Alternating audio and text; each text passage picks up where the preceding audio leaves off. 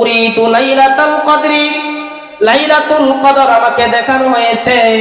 সুম্মা উনসিতুহা, এরপরে আবার আল্লাহ আমাকে ভুলিয়ে দিয়েছেন।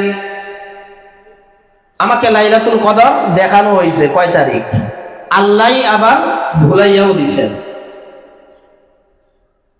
আরানি সুবহাহা আসজুদু ফি মাইন ওয়া তিনিন, তবে একটা বর্ণনা আল্লাহ রাসূল দিতেছেন যে কবে কয় তারিখ আমার মনে নাই, তবে এতটুকু আমার মনে আছে যে আমি স্বপ্নে দেখতেছি আরানি সুবহাহা, ওই শবে কদরের সকালবেলা, শবে কদরের রাত্রের পরে যে সকাল, এই সকালবেলা আসজুদু ফি মাইন ওয়া তিনিন, আমি সিজদা করতেছিলাম পানি আর মাটির মধ্যে, অর্থাৎ কাদা মাটির মধ্যে। আমি সিজদা করতেছিলাম কোথায়? কাদা মাটির মধ্যে। বোঝা গেল যে ওই দিন সকালবেলা বৃষ্টি হয়েছে, কাদা মাটির ভিতরে সিজদা করছেন। এবার কাদা মাটির ভিতরে যদি কেউ সিজদা করে, কপালে নাকে কাদা লাগবে কিনা?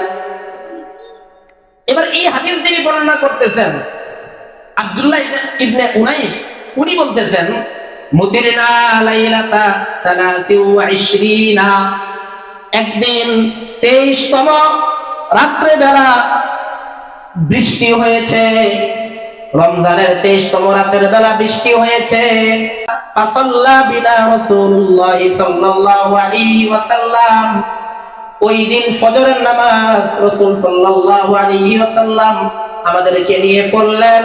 ওয়া ইন্না আসরাল মাই ওয়াত তিনি আলা জাবহাতিহি ওয়া আনফিহি, কাদার চিহ্ন রাসূলের কপালে আর নাকে ছিল।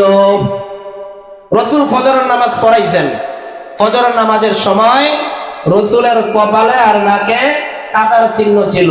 কোন রাত্রে? রমজানের 23তম রাত্রে। তো বোঝা গেল এই হাদিস দিয়া আব্দুল্লাহ ইবনে উনাইস রাদিয়াল্লাহু আনহু বলতে চাইতেছেন যে এই হাদিস অনুযায়ী বোঝা যায় শবে কদরের রাত হবে রমজানের 23তম রাত।